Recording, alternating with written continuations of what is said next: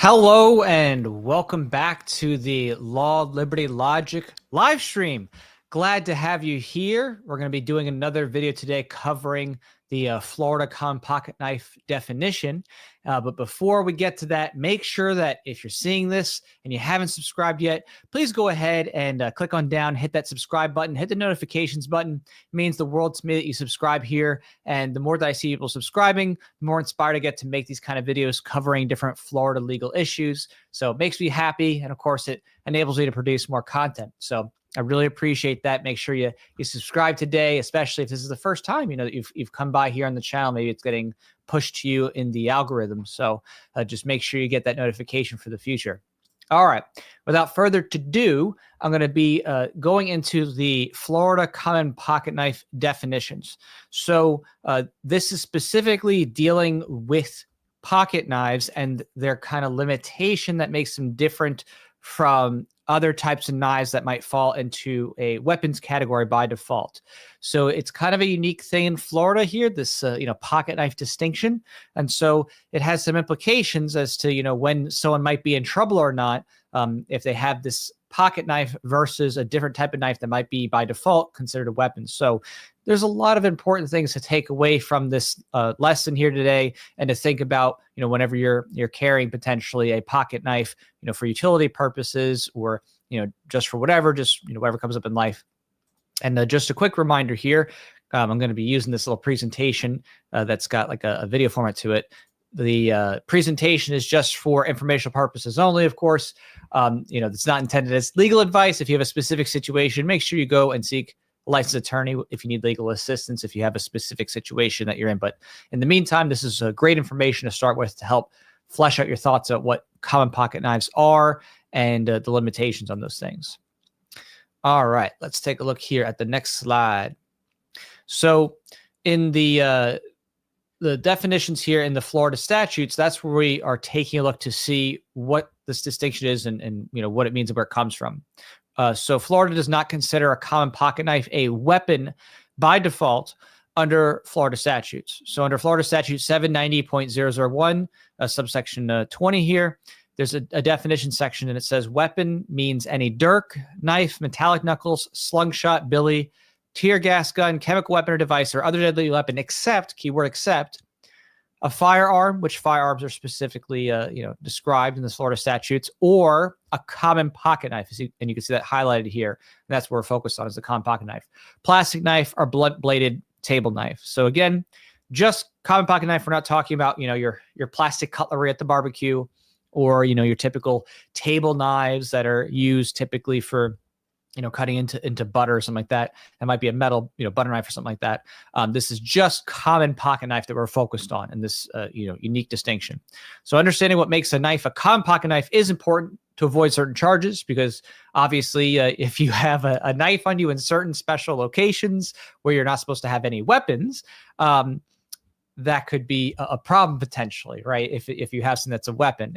So a common pocket knife won't fall into that in certain circumstances. So it's important to know that distinction to avoid getting yourself into any kind of trouble. All right, let's fast forward here to this key case. In 1997, the Florida Supreme Court in LBV State, so that's court citation 700, Southern Reporter 2D 370. This was a case that was, back a while ago, but, nonetheless, the core definitions that were presented there, still hold up in terms of influencing case law. So this dealt with a minor carrying a knife at school, and a lot of common pocket knife situations that you see in appellate courts, they do deal with, situations where it's a young person in school. It just kind of comes to the territory that some kids will bring a common pocket knife, folding knife to school, and for benign reasons, right? It's just, literally to, cut whatever, cut twine or open boxes or whatever else, cut an apple. There's totally a benign use for that. But a lot of times with the no tolerance policies in schools, the teachers will freak out and be like, oh my gosh, this kid, brought a weapon to school. And so, there was this situation that, arose back then, and a debate that took place for a long time about common pocket knives and schools, and the question of whether or not you know, basically a kid was bringing a weapon to school. So in this situation, the Florida Supreme Court noted that the Florida legislature did not define a common pocket knife. So unfortunately, the Florida legislature didn't say, hey, here are the specific attributes that make a common pocket knife. So it was a bit unclear. And, you know, normally you might think the Supreme Court would strike that down for being void for vagueness. I mean, it probably should have been, honestly, but they didn't. They said, well, you know, since there isn't a definition, we can basically come up with maybe an idea of what a common pocket knife is on our own. And, you know, in the process, they gave some ideas, but they didn't make a bright line rule. In other words, the Supreme Court, even with making some generalities about what common pocket knives are, they didn't sit there and say, here's what the exact measurements are and the exact, you know, aspects are and the limits. They weren't very exhaustive. So kind of a pain in the butt, but, you know, this is how sometimes lawyers are making their money because of these case law situations and these lack of clarity situations. They're not just clear in the statutes. You have to look at the cases. So the court here, you know, came up with these basic elements when they described what a common pocket knife would be. They said a blade of 4 inches in length or less, and they were citing to the Florida Attorney General's opinion on this, which took place in 1951. And so when they, you know, mentioned this, they just said, oh, you know, the Florida Attorney General, you know, he had, you know, idea about this, that it could be 4 inches in length. So we'll rely on that. And then they also looked at Webster's third new dictionary that was in 1986 for a definition. And it says in that dictionary, a blade folding into the handle to fit for being carried in the pocket. So the Supreme Court kind of came up with these basic ideas saying that, okay, the blade is 4 inches in length or less, and it folds into the handle. So, you know, while this is a, you know, this basic definition isn't really precise, again, they didn't strike it down. They just thought that, okay, this is reasonable and common enough to understand it from, I guess, the dictionary and the Florida Attorney General, so they'll roll with it. So that's kind of what happened. Now, of course, that's not the end of the story, because after the Supreme Court did its thing, obviously different courts started to chime in with their thoughts about it. So lower courts have made some commentary on common pocket knives, you know, though none of their definitions have officially been taken up at the Florida Supreme Court. So, you know, these, you know, lower courts, right, they've said some things, but technically the Supreme Court hasn't taken up the cases and gone, okay, we're going to say yes or no to any individual lower appellate court's definitions, you know, or limitations. They didn't say yet what exactly is valid and what exactly is invalid. So we have you know, the basic generalities, but depending on the lower circuit that you're in, you might have some different ideas about what are going to, you know, take that common pocket knife and put it into a weapon category versus what will not affect it and keep it, you know, basically as a common pocket knife. So CRV State in 2011, a 4th district noted that some courts pointed out weapon-like characteristics that could take a knife out of being a common pocket knife and make it a weapon.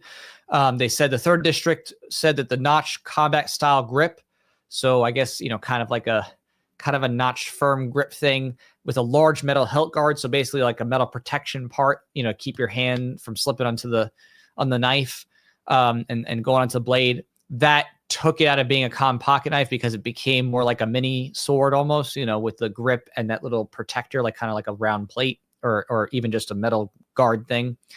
The 5th district said a push button double-sided switchblade is not going to be a common pocket knife. So if you have a button that, whoosh, you know, see like a lot of those movies in the 70s when switchblades were common in movies to scare people, right? You'd flip the switchblade. That wouldn't be a common pocket knife. You know, so, you know, basically switchblade's got the double-sided, you know, sharpened points. It's got the button to release it, slides out kind of thing. So, you know, that makes it, you know, not going to be there, especially, you know, in the 5th district for sure. But again, these are different districts, and depending on where you're at, you know, they might say different things, or they'll have different cases. And eventually, you know, there's going to be something that caused it to go to the Supreme Court. But until then, we're kind of just dealing with the ad hoc. So there have also been some characteristics noted that do not take a common pocket knife and turn it into a weapon. So the 4th district in 2011 said that grooves on the handle and a partially serrated blade are not weapon-like characteristics on their own, with a blade under 4 inches that folds into the handle. So, you know, it's not going to, you know, take it out of being a common pocket knife just because the knife itself has some serration on it. and it's, the grooves on the handle, like in other words, having some grooves to make it so you can hold, kind of showing here. I'll even, point to something in my hand here, just kind of showing an example. All right, this has got a little groove in it. Boom. But that's not going to, on its own, at least according to the 4th district, that's not going to make it no longer a common pocket knife.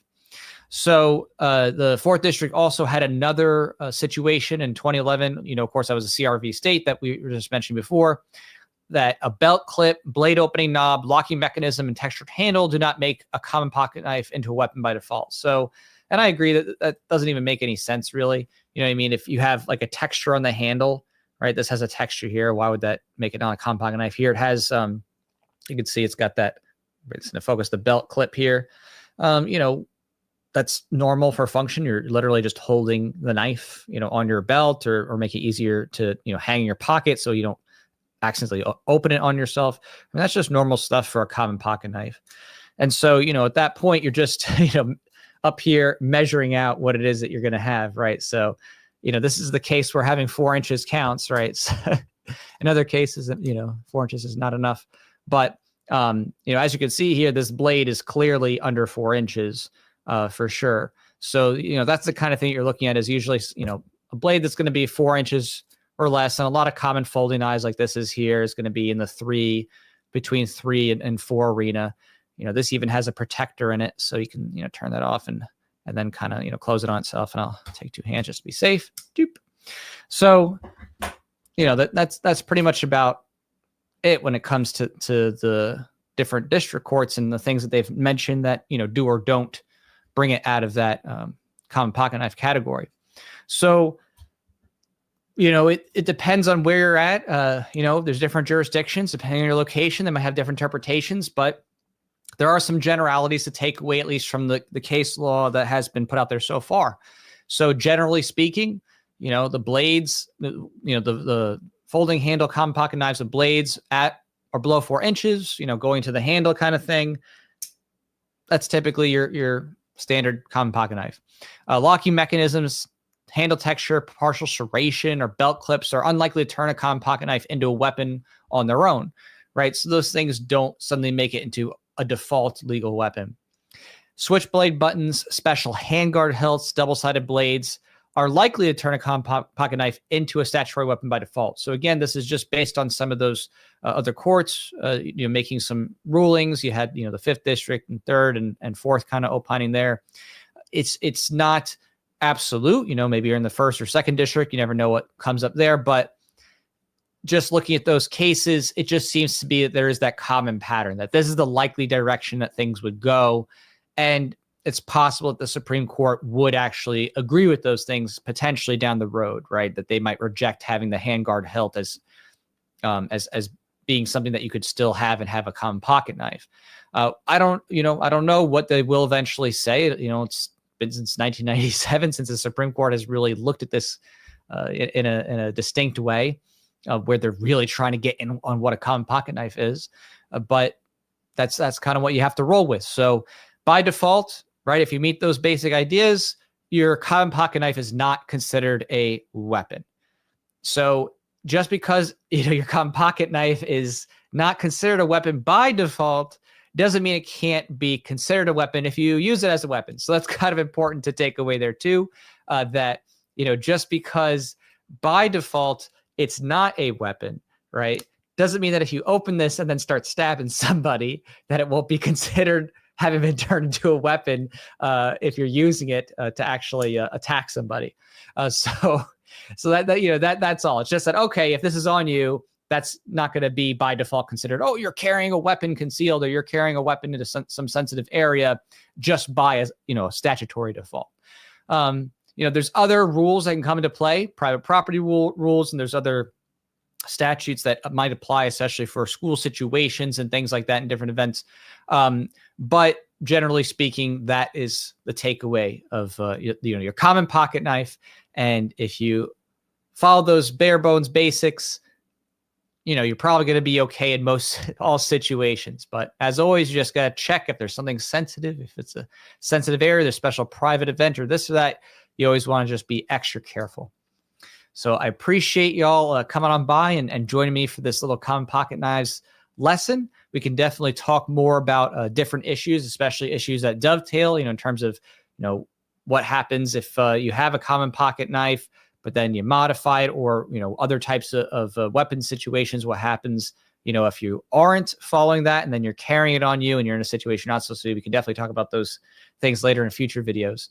But until then, make sure to like this video, subscribe, get the notifications, and I'll keep on producing more good content for you. Take care, everybody.